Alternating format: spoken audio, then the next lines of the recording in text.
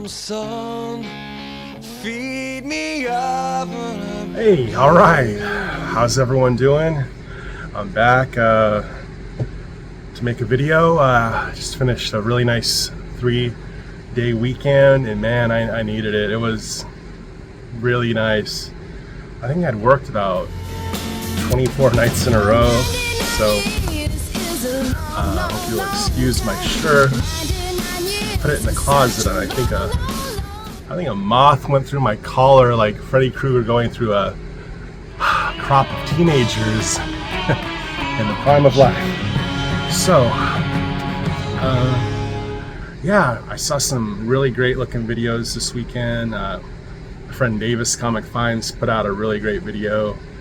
Some great finds, as you'd expect from his name. #1 by Malibu. Check that out. So there's #1 of his channel. I saw my friend Kevin under the Calib MS. Hello, everybody. I got a fun unboxing. Yeah, he's been doing some selling on Gunner's channel, Squirt Gun, and Iggy Pop put out a Labor Day video. The Amazing Spider-Man, issue number 382. Hulk no like, Hulk shaved chest, Hulk is ready for a beach. Boom. Greg Atola. We did get into a real fight. Okay. A lot of people have just been killing it. But I have some stuff that's come in the mail, about 3 weeks worth of stuff. Let me just move some old books out of the way. Oh yeah, I was gonna sell these. I was gonna sell some zombie tramps. Then I came to my senses, and these are getting a little hard to come by. So I'm just gonna put these back on the old PC. I don't know what I was gonna do. Probably just put the money aside, but it's kind of the funny thing, you know? You end up just buying more books. Oh, this one. This one was personalized to my Gecko Brandon. What?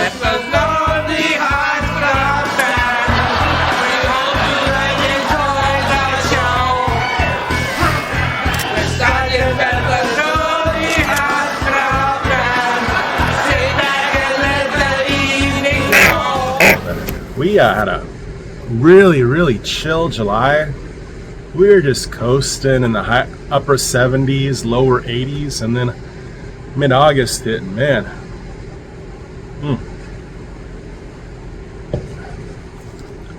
Oh, that's a nice one.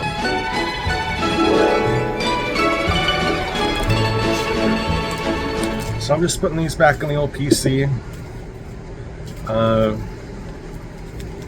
Great stuff. I was hoping Mendoza would do a Labor Day sale, but he didn't. But he's got some exclusives on there. I keep checking, hoping that he's going to start selling the issue 59s that didn't sell on Kickstarter. But no luck. This isn't something I was selling, but this is a sketch cover I did of Penguin and Batman. Haven't seen this one in a while. I need to get going on my sketch covers again.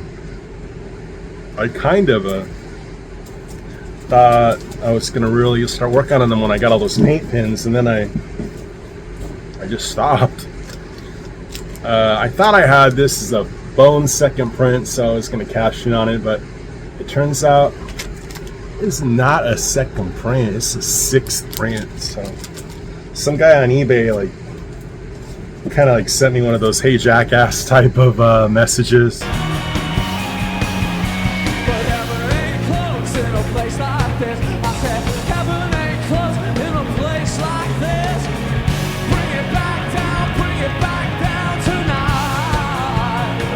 then I was like, oh shoot, man, thank you, I didn't even realize it. Then he was cool. I think he thought I was trying to pass it off, but I really just, I thought it was the second print, you know. Boy, was I wrong.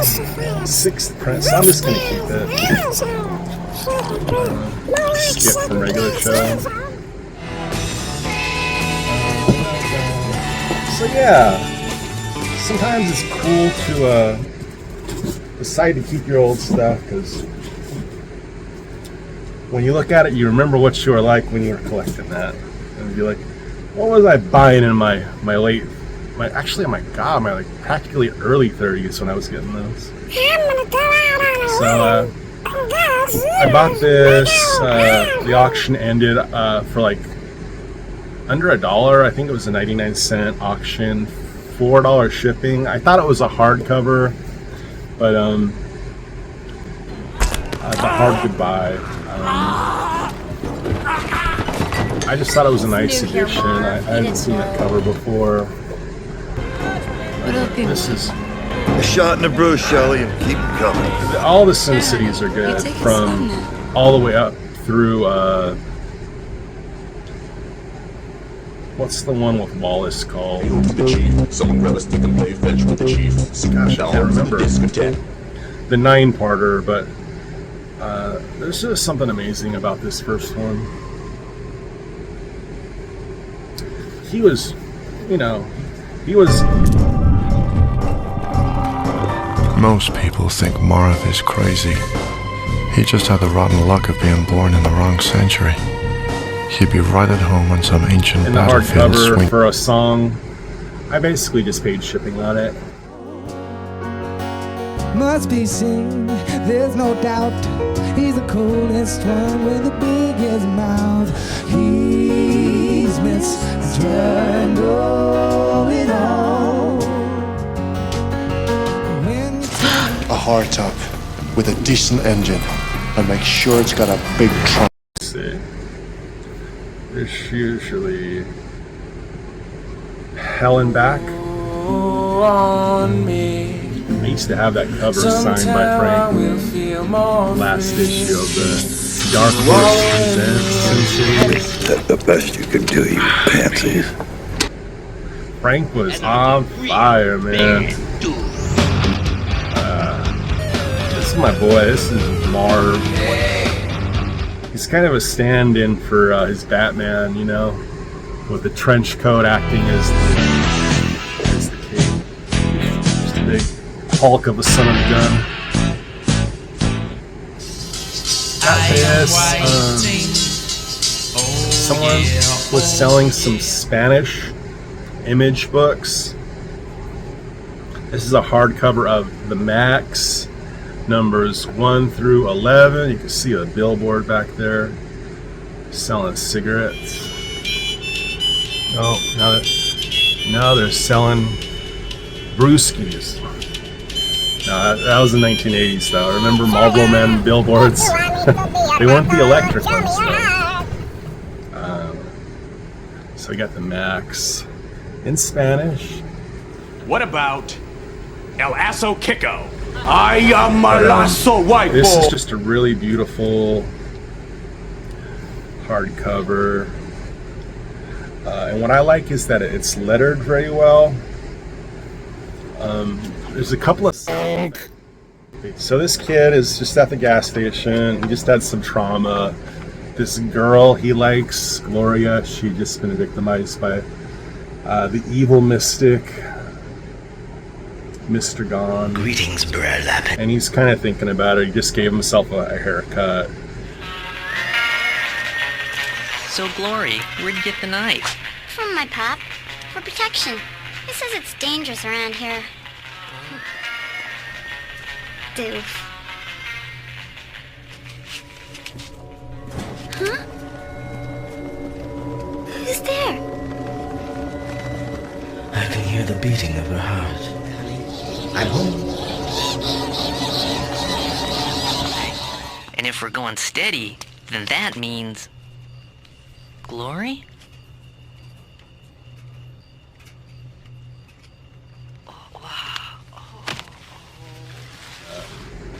He's gassing up his ride. He pulls on this, tug on this thing this really cloth hard. down, pours The Maximus Dragon. Armorines number 11 is what I needed. So.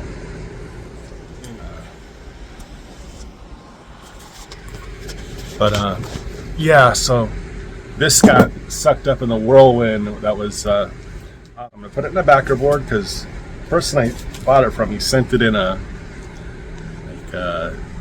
3-ring binder photo page. I had to find this book in Canada, so naturally the backer board looks like this. In the Great North, the Yukon, they don't have backer boards that are white on both sides. They haven't quite gotten there yet. So maybe in 2026. But hidden in the description are these image reprints of the Max from the 90s. And these covers, this is volume 1, very Frazetta-esque, and volume 2. I don't believe these covers have been used for a whole lot else. These are in English. They are for American English speaking audience, but their embossed logo. Like I said, these are put out by Image. Later, Sam Keith would take his book to IDW, but he completely recolored it.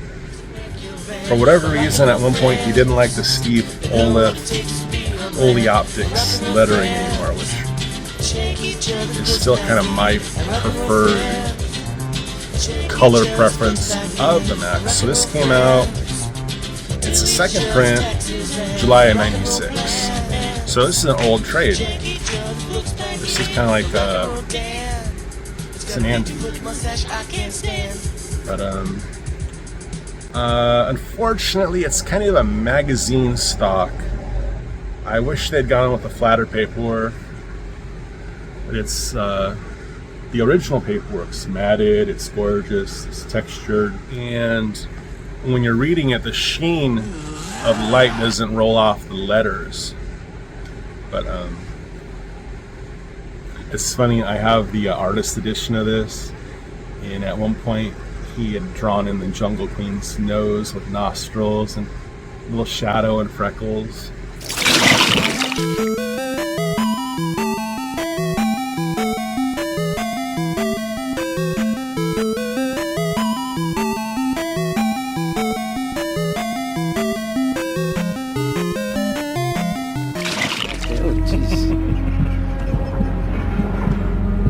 Oh, God. It started again. The pounding. God. I wish I were drunk. At least that would explain this.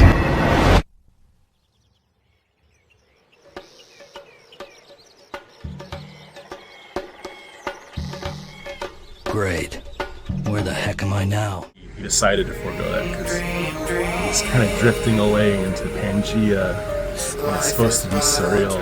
And here we come up on that scene again, you know, at the gas station. We got the kid, he's going through the trauma. Now I'm late for this CPR class. I gotta stop for gas and it's about 1,000 degrees out. That's nothing special.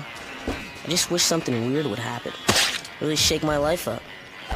Not like what happened to Glory, of course. I went to see her at the hospital a couple of days ago. It was kinda gross. She's all bandaged up and can't talk good. Made me feel bad. She said they think they can save her fingers. My dad says it happened because she was a tramp. I think he's full of it. Things just happen is all. Pulls out this kid with the bad haircuts. What appears to be a young girl. He points a Luger? Talking about. And who the hell are you? You really don't remember anything important, do you, Burlappin? I'm Mr. Gorn, a student of the mystic arts. Unfortunately, an untalented student, or I wouldn't have to keep shooting fools like you. Hey, put that down, or I'll...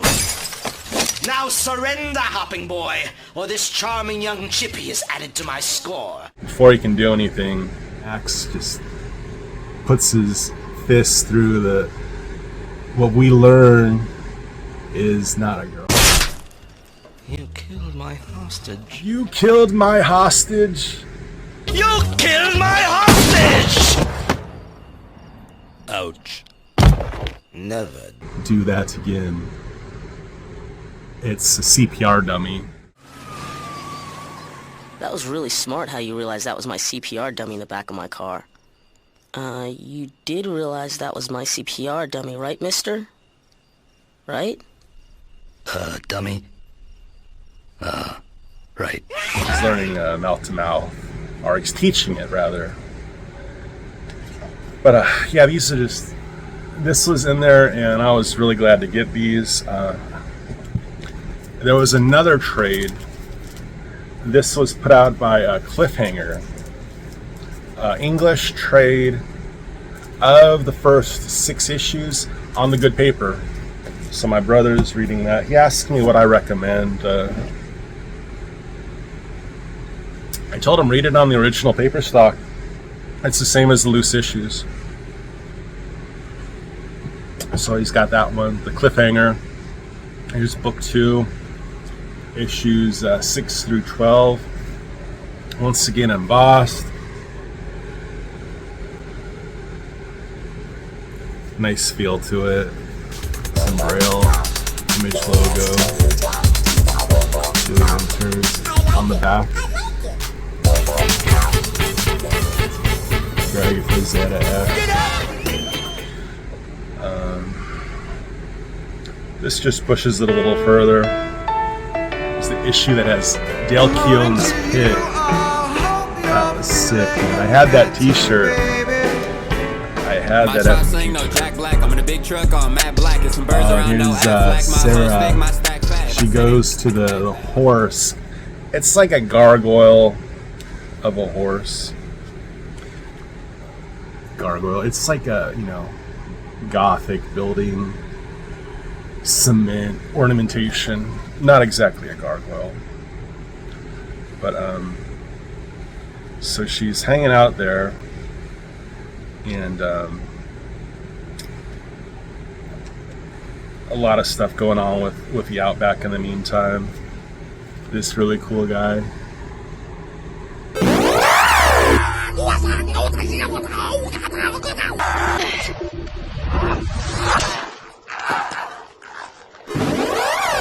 I wanted to get back to the thing with the horse, because there's a really beautiful line that really resonated with me.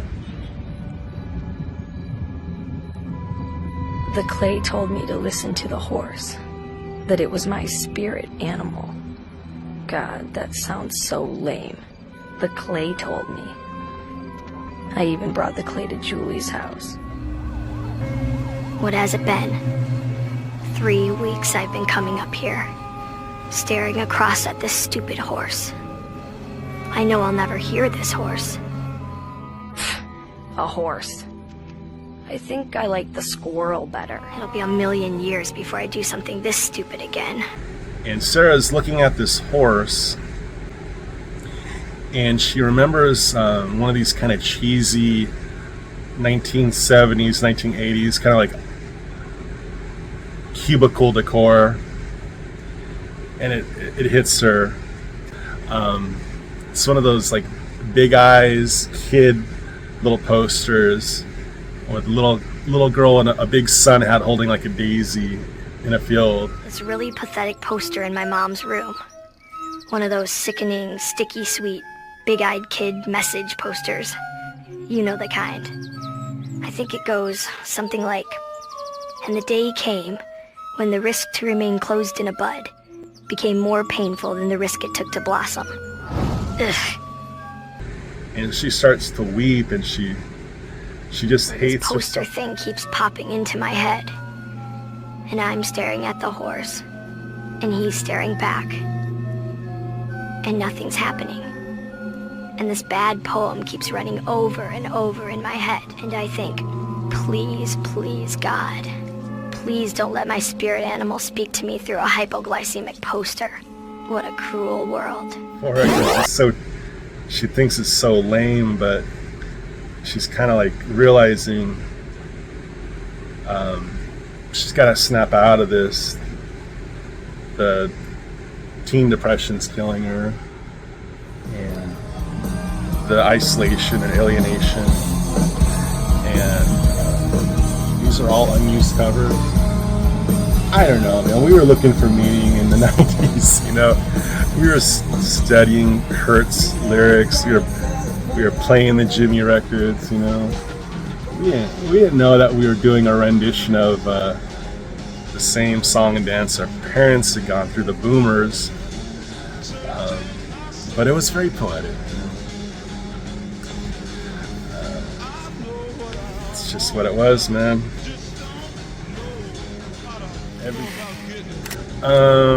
These finally came in. Holden and McNeil Chasing Amy books.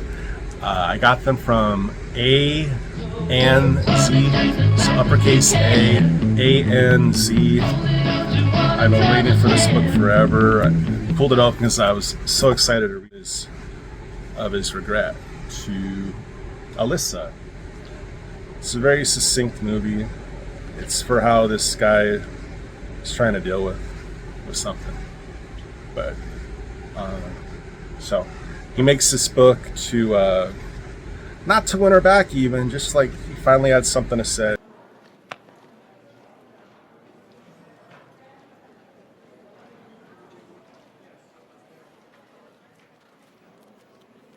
This isn't one of mine. It's mine. I saved you a copy. Hi. This art in the movie was by Mike Allred, because we actually see this town.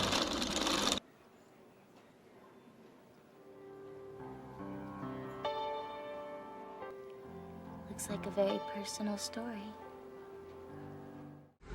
I wonder if they credit Mike Allred. Mike Allred's actually in the movie. So. I don't know. I love Chow Yun-fat. I just don't see him playing Madman.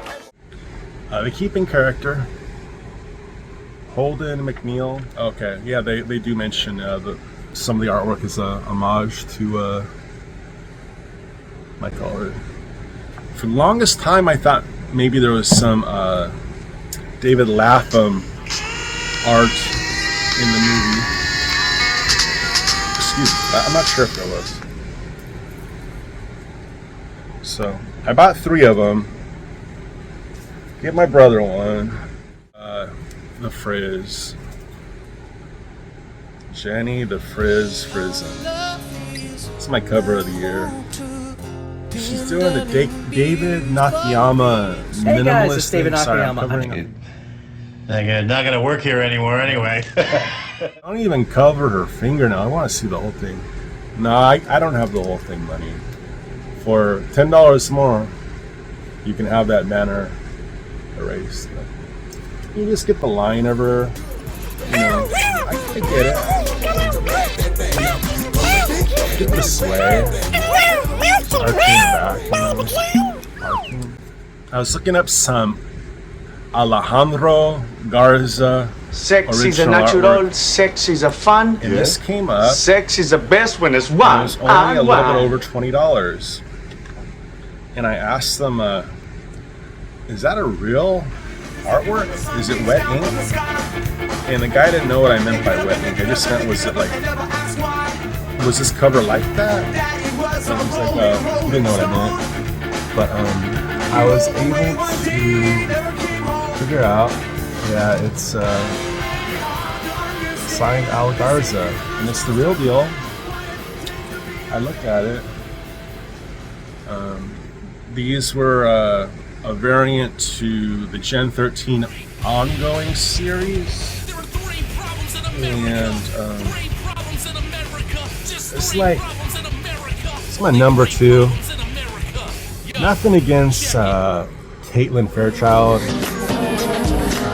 Got a little already, but got Roxy.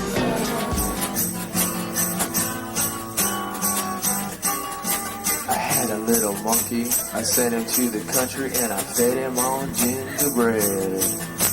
Long come a choo-choo, knock my monkey cuckoo, and now my monkey is dead. Hasty, looks that way.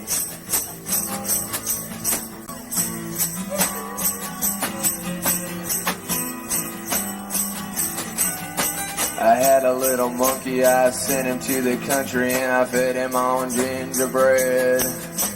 Long come a choo-choo, knocked my monkey cuckoo, and now my monkey's dead. And then you had Rainmaker, Sarah. So this was a sketch cover that Alejandro I'll sign. So it looks like he did that like in a, not a felt pen, but like a ballpoint pen. A felt pen! A fucking black magic really marker! Nice sketch. It was only like 20 something, and there was a bunch of them. There was a couple of other people.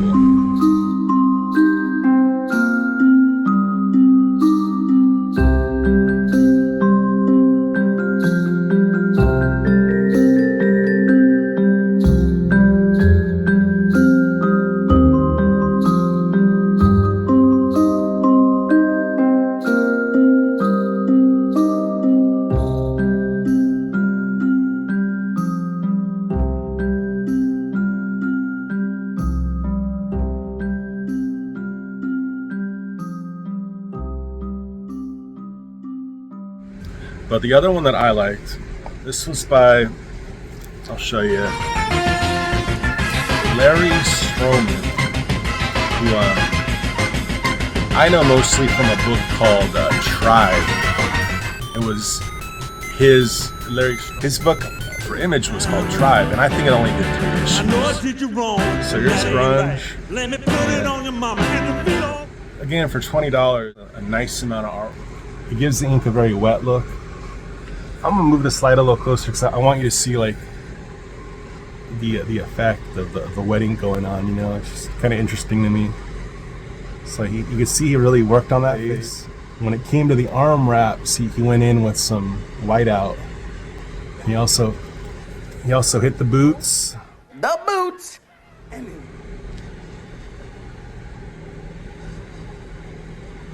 I also want to mention so Larry Stroman, good artist. Big Elbow, he did a show at a brewery.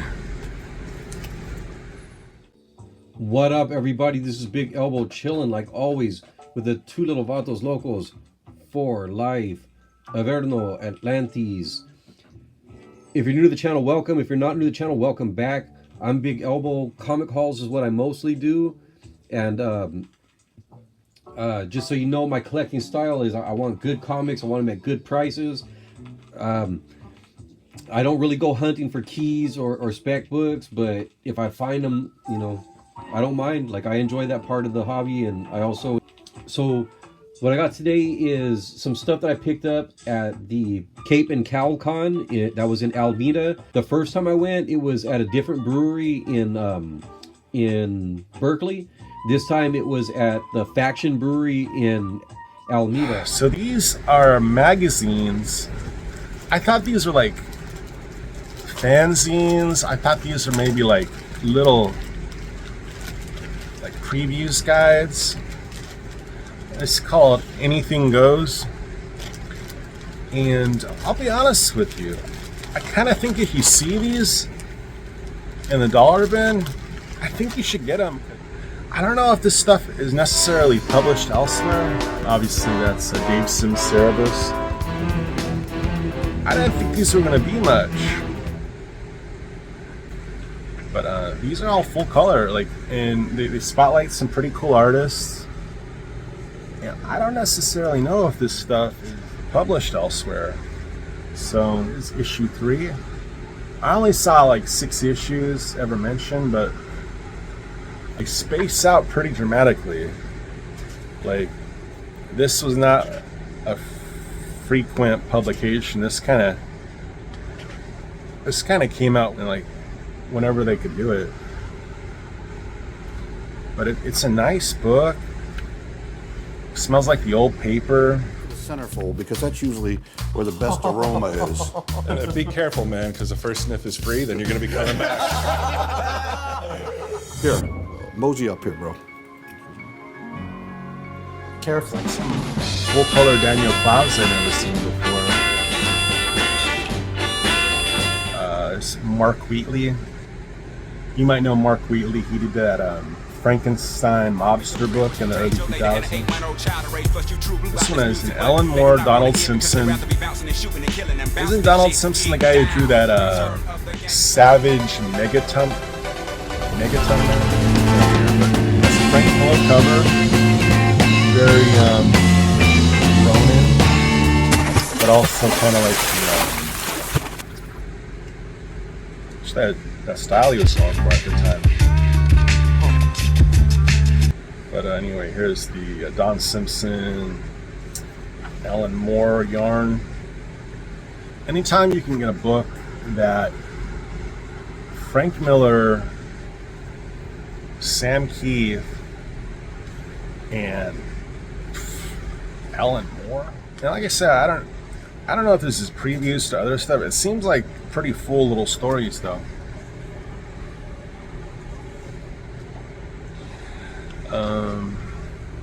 This is definitely the Hernandez Bros stuff. I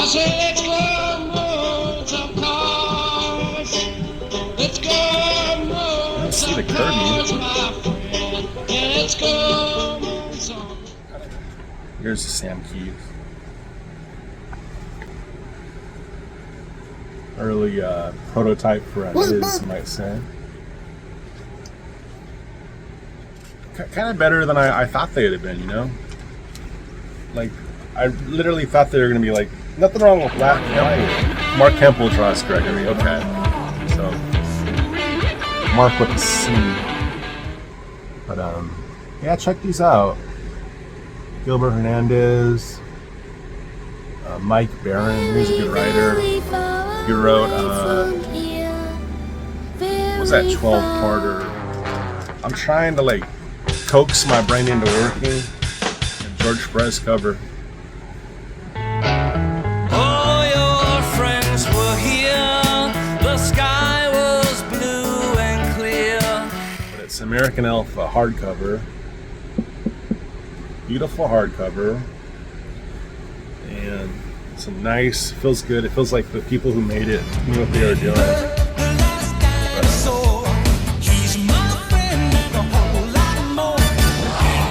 I love this guy's artwork. He works exclusively in paintbrush, but this is a signature and a remark.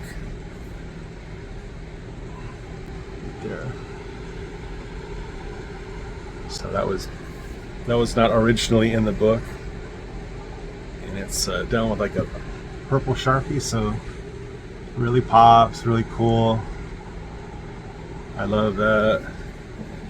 And each one of these is just like a daily journal entry. Each box constitutes a day in chronological order, never skipping a day, of Kochaka's life set to this little American Elf. Anyway, I didn't have a Kochaka signature, and seems like James mostly does like kids stuff these days. This is for some of the few remaining Magnus Robot Fighter things I needed. I have all of the Valiant Magnus, but this is Valiant Magnus reprinted of old Gold Key. Like, they're like, it's not even worth it for me to ship it. I'm like, you don't have to ship it. I'll, find another means for it to get to me. 2 and 3. We don't have to involve the post office. I didn't have this one. So these are cool. Edward James Olmos. Although they are put out by Valiant, they're the old old money stuff. That's all we've got. Son of a gun. Love that. These are going to be fun to read. I think they also did this with Turok, Son of Stone.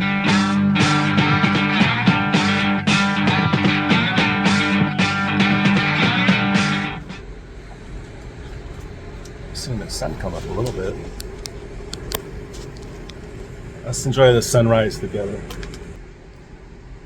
I wasn't collecting comics at this time. This was, no, I was. May 07. I was in and out of comic stores, but thought this was great. I don't have a bag for it, unfortunately. Mag bags are, you know, when you see them, you get them, but you don't always have them. What's the matter? You don't eat meat? Oh, I eat meat. I also eat lots of shit. See this? What's that? Shit-eating grin. You ought to be a comedian. What do you think of the leg? Oh, that's funny. It's just funny. Wizard, they couldn't figure it out. Like, comic books were failing, but everything comic book adjacent was on fire. So they quickly becoming like, not like Maxim magazine, but more like a pop culture guide. They were more about movies. I don't even know if they did the price guide every month, but anyway, this is Challengers of the Unknown. I guess these are new. I bought them from a used bookstore, but I got some stuff to give Lee. I got some like miscut Zombie Tramp books for his son, for Junior, and I got Billy 99. I just got like some stuff for Lee, and I'm gonna add one of these to it because, yeah, this is some early sell and load. This predates all that stuff. Cap White, Daredevil Yellow, Spidey Blue, you name it, Hulk Gray, all of them. Long Halloween, Dark Victory. Those guys probably did 3,000 pages of stuff together, and I think that might be the first one. This is El Scorcho here, though. My word. Well before she was the Black Widow, Scarlett Jo was in a little picture called The Spirit by Frank Miller, and she played a character named Silk and Floss. Never find the way home without Silk and Floss. Silk and Floss is the most beautiful woman ever. She was supposed to be here. How are we supposed to find our way home without Silk and Floss? Where's the truck? Oh, I found the truck! Silk and Floss is the most beautiful woman ever.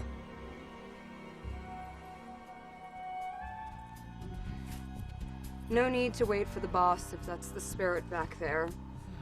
The octopus always finds his nemesis so distracting. And she was the octopus's. She was like his Harley. She, you know, she'd dress up right along with him. Oop.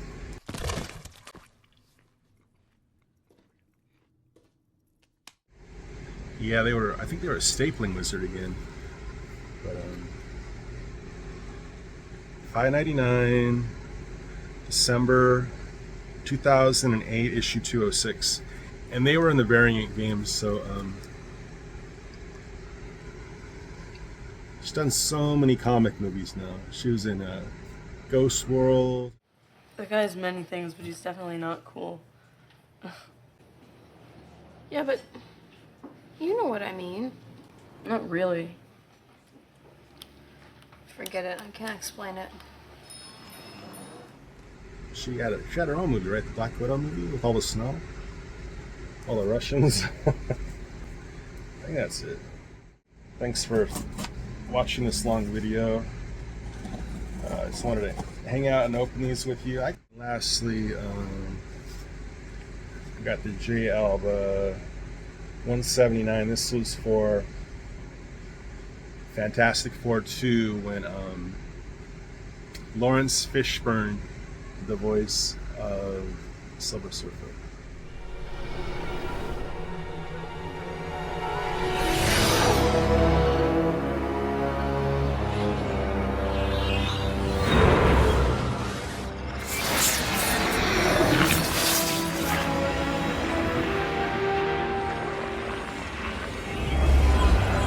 thanks for watching. Appreciate it. Anyway, thanks for watching, and have a great month of September.